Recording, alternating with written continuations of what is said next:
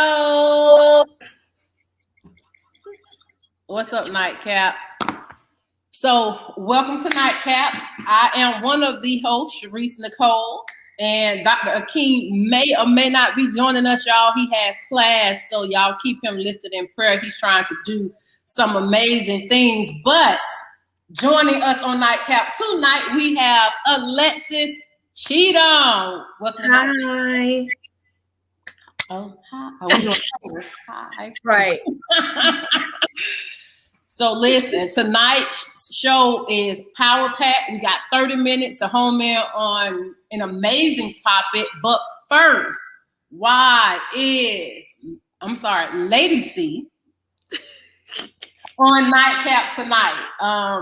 So I am not gonna spoil it. I am going to allow her to tell you why she is here. So I'm here because the people told me that I had to be on here. No. So I wrote my first book. So I'm excited to share the journey of the real with everyone.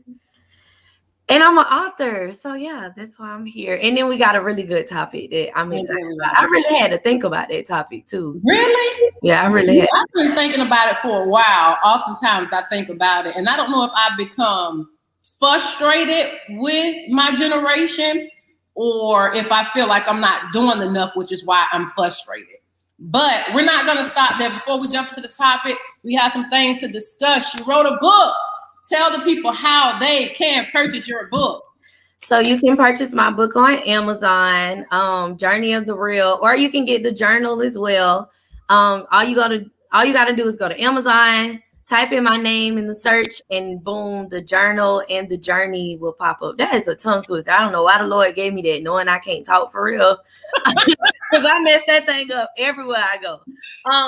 Or you can also reach out to me. I do a lot of pop-up shops. Like every weekend, I'm trying to be somewhere or at somebody's church. And I would love to send you a copy of this devotional and journal. So listen, tell the people how much this book costs and the journal. All right. So together, because we Black, so we got to do a package deal. You have to do packages. Mm-hmm. You have to do together. One. Mm-hmm. The book and the journal is $25 together. Or if you just buy the book, then the book is just $15. Or if you just want the journal, it's just $15. So it's up to you. But I would say get both. So it's up to you. So guess what, guys? I'm feeling generous tonight. I'm going to purchase 3 of those books. I'm going to give away 2 and keep 1 for myself. So I'm buying the book and the journal. That's $75. I need 2 of you all to share this live. I need 2 of you all to tag someone to get on, tag a millennial and share the live. We're giving away 2 free books. I'm purchasing 3 tonight. It's a book and the journal. The journal of the journey. The journey to the journal. The journal to the journey that go with the journey. Journey. Okay, you're going to get 2 of them. You're going to get the book and the journey tonight. So share, tag someone, get them on here. Let's go. Because tonight we're talking about millennials. So I need all of the millennials on tonight. You know someone, tag them, like, share. So, and we'll do the giveaway right before we get off of the live. You need to participate. Like I say, like and share. And I'll give you the book. I'm going to purchase it, and Alexis will get it to you some kind of way. I don't know. That's not for me to figure out. I'm just going to figure that out. We'll figure it out. All right. So the topic tonight is, what do millennials owe their community and their church? Whew.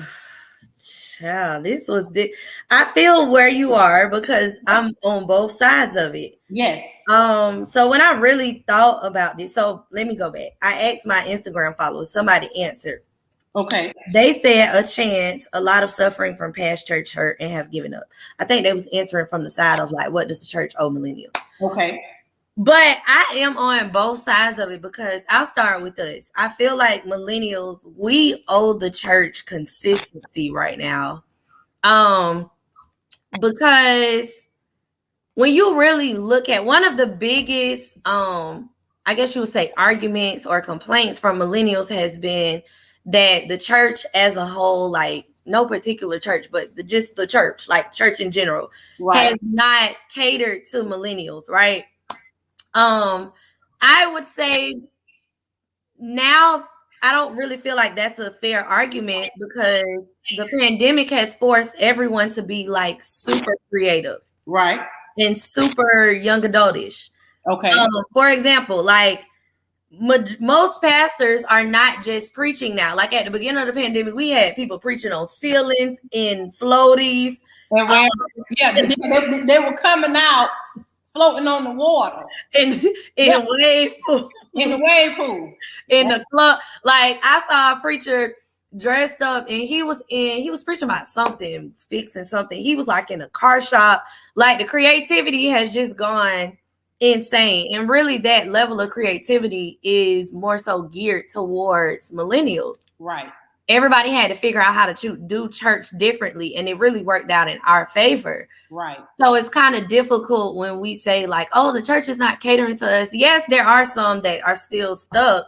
Right. But for the most part, if you get on Facebook, everybody is trying to be influencers. They're trying to brand, they're trying to market and cater to the millennial age. But we're not consistent.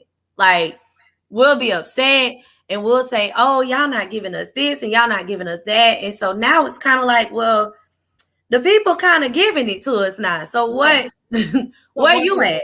Like, where are you? Yes.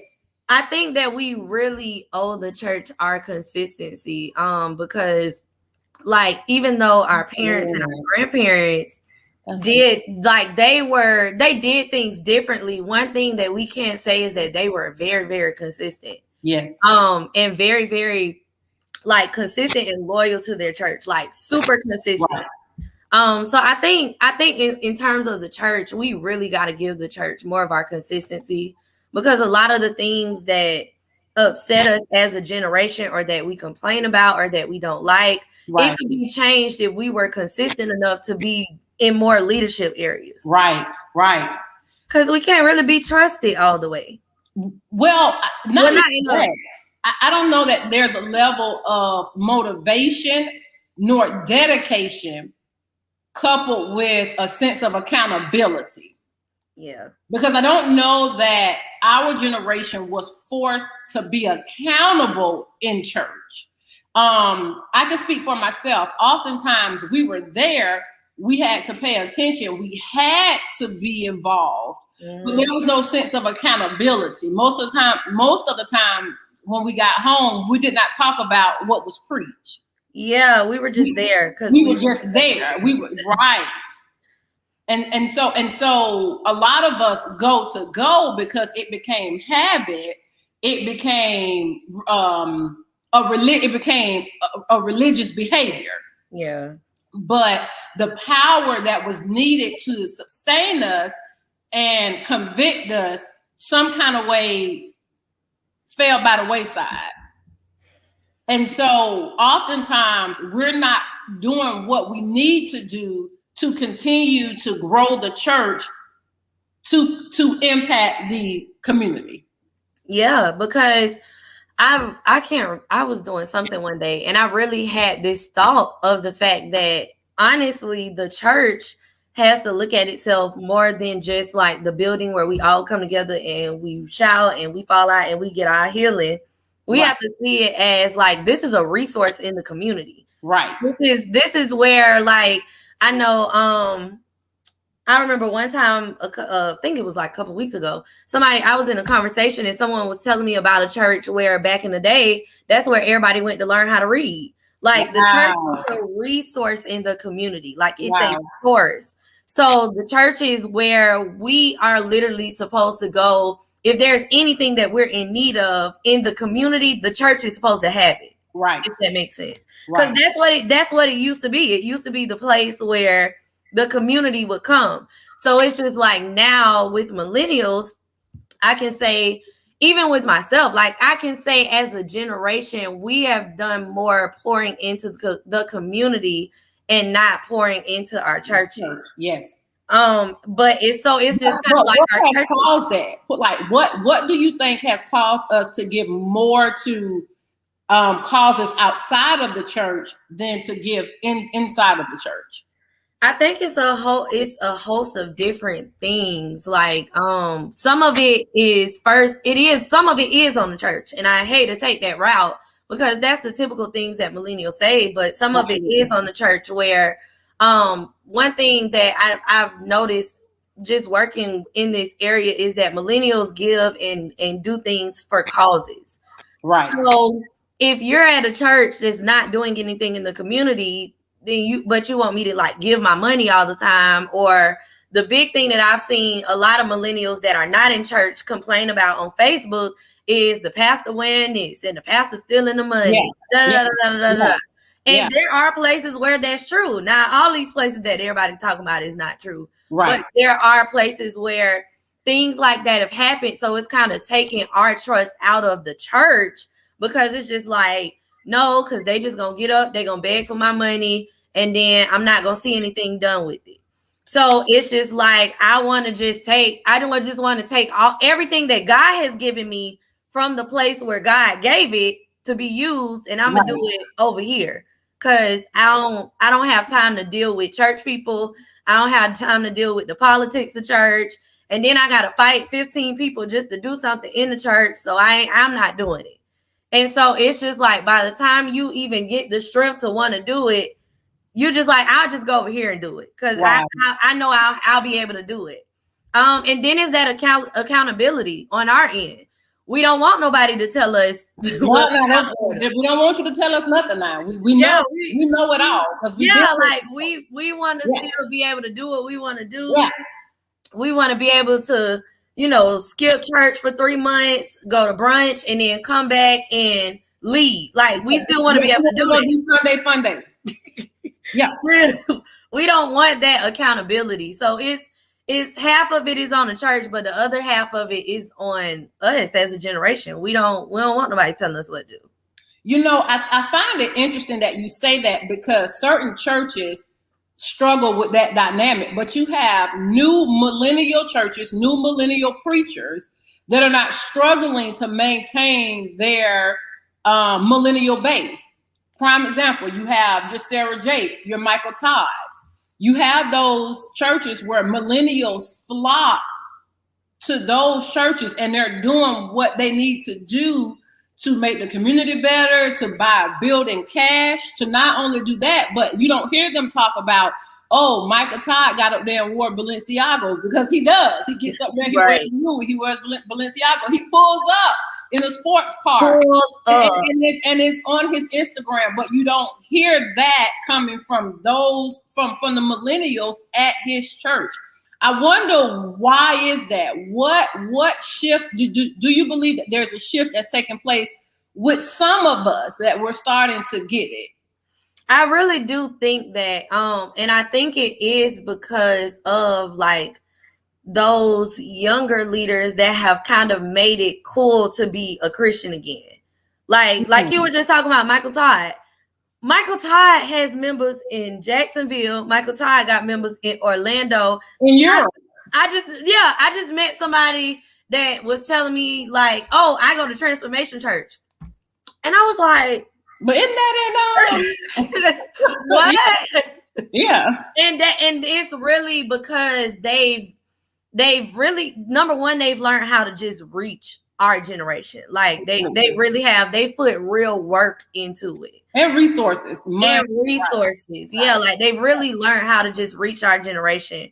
And they've really made Jesus like this cool thing, and they brought it all the way down so that if you're watching them for the first time, or if you're watching them as a seasoned Christian or whatever, like you can relate in any way. And it's kind of like, it's so weird because I literally watch all of the stuff that they're doing on Instagram, and it's just like, this is great. Like this man just bought a office building, like for his staff. That's crazy. Right.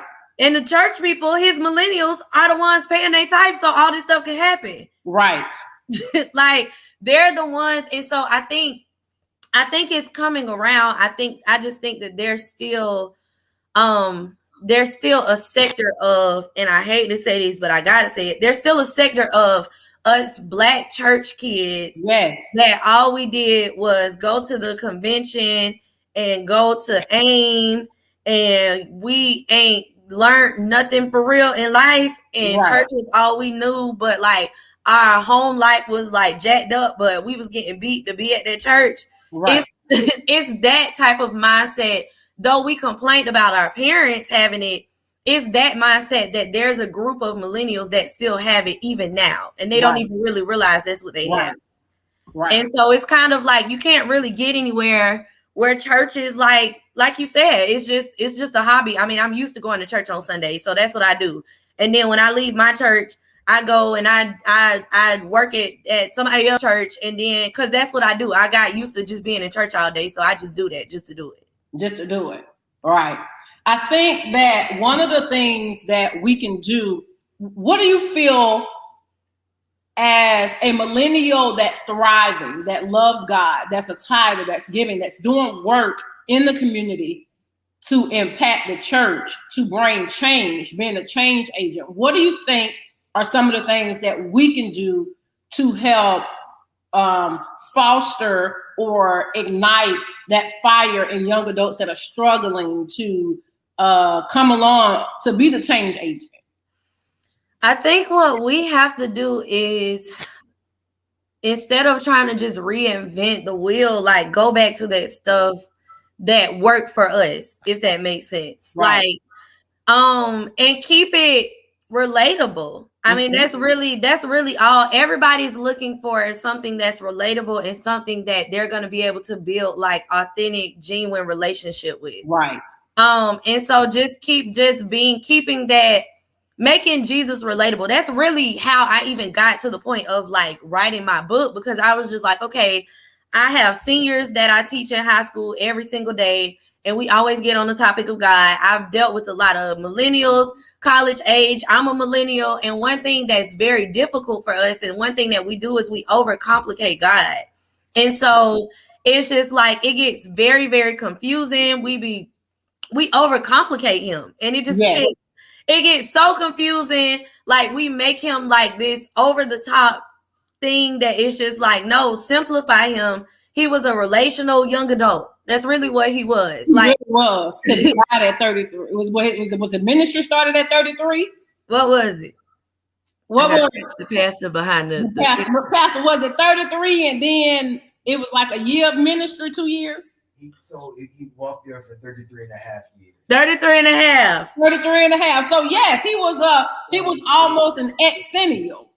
I had to ask my camera crew back here. You have to ask your camera crew. Ask the pastor here. So yes, he was a relatable. That is good. He was a relatable millennial. Yeah, and so it's just like we gotta get back, because millennials like anything that looks like a cause. And so a lot of these churches, we gotta really look at what they're actually doing. Like I keep using Michael Todd, but like Michael Todd gives away millions of dollars like all the time, and not saying that anybody needs to do that or that's what you got to do, but you got to be realistic about millennials. Want to see you giving. They want to see you. They want to see you pray for what you're preaching. They want to see all of that.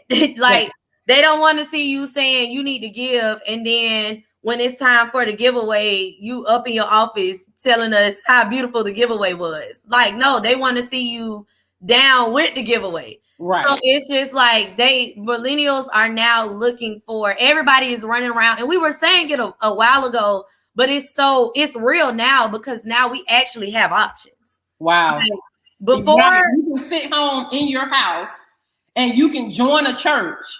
I'm talking about be a faithful member on your faithful member. Yeah.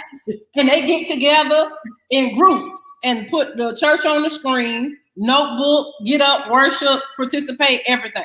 Yeah. Like we have options. And I think that's what, even though the church is not supposed to be like the world, we also have to realize now there are so many options in the world. The church has to like overly step it up, but keep the same message, because the message is not going to change. Yeah, God's word doesn't change. Yeah, like, but just step it up in terms of innovativeness and creativeness, and those relationships. Like, those relationships are so key, because that's what millennials need. It's great for one person to have to build those relationships, but it really does take, like, for people to see multiple people trying to build relationships with them, and then they're just like, oh, okay, like, y'all actually do care for me. And wow. I've really learned that from working with my students. Like, these seniors that I work with that are stepping into young adult life, they're so needy. Like, they're needy in so many ways. And so all they want is relationship, because it's really a bunch of now 17 and 18-year-olds that were traumatized as little kids. So they're needy. So a lot of millennials are very, very needy. They want relationship. And so that's really what I think, that those that are like game changers as millennials in the church focus more so on building those relationships and that innovation. That's really what bridges that gap. What's going to bridge the gap between the church, millennials? Oftentimes, and those of you that's watching, I want you to, here's your participation. Put into the chat what you feel millennials can do to give back to their community and their church. We want to see, we want to know what you think. If you're a millennial, even if you're not a millennial, you can still win one of these 2 books. I'm getting these 2 books and journey to the journey that I'm giving away. 2 of those. So listen, tell us, what do you think? What do you think we can do better, or what we're not doing that can contribute to Courtney Matthews want that book, that can contribute to the community and the church? Okay, put it in the comments. We want to know what you think.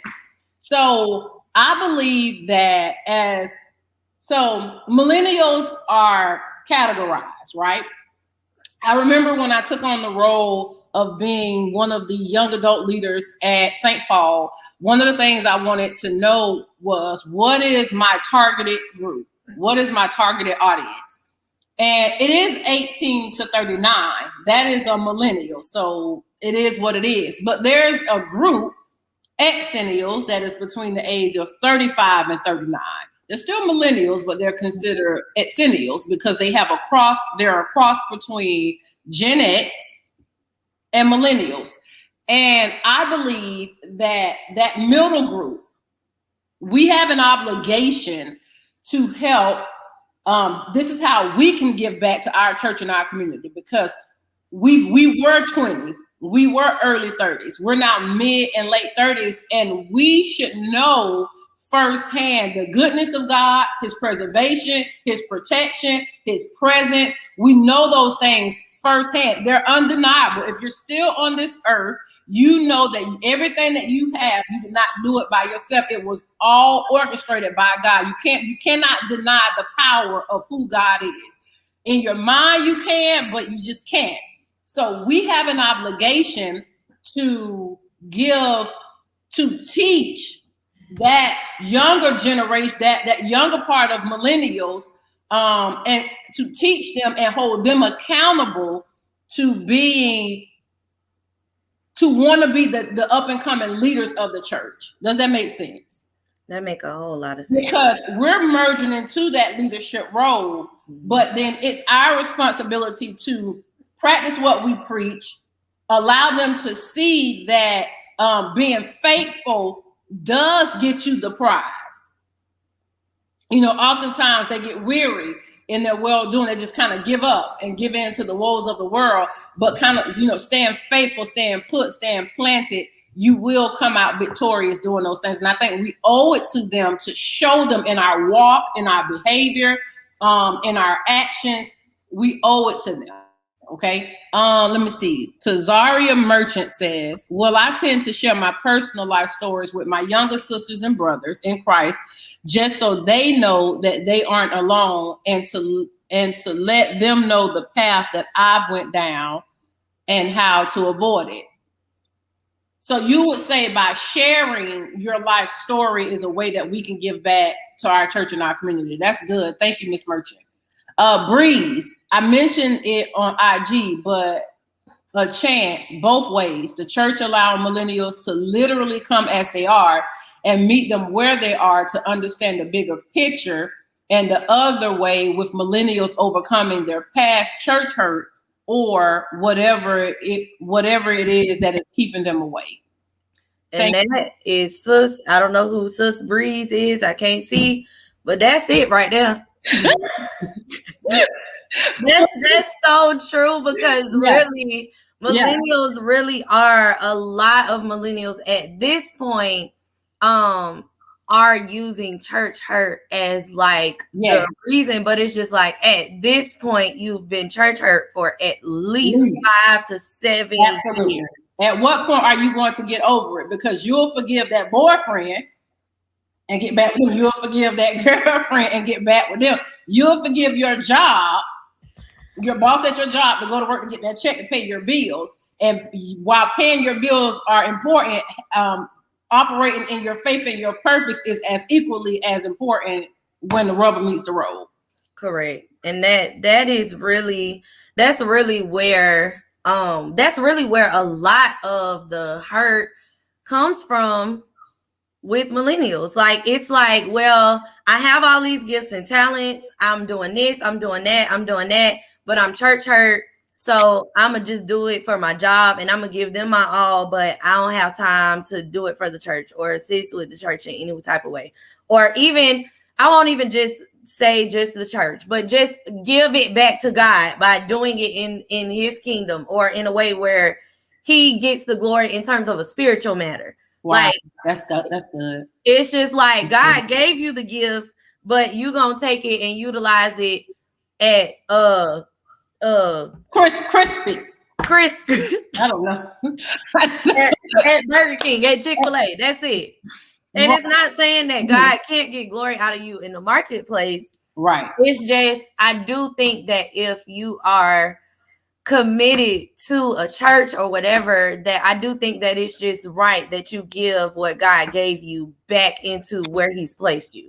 It just makes sense. Like it just just makes sense. So that church hurt thing, I mean, it's holding us back from singing in the choir. It's holding us back from ushering. We can't even do the simple church stuff. We can't even do the simple church stuff because of church hurt. And really, it is an excuse just to say you don't want to come.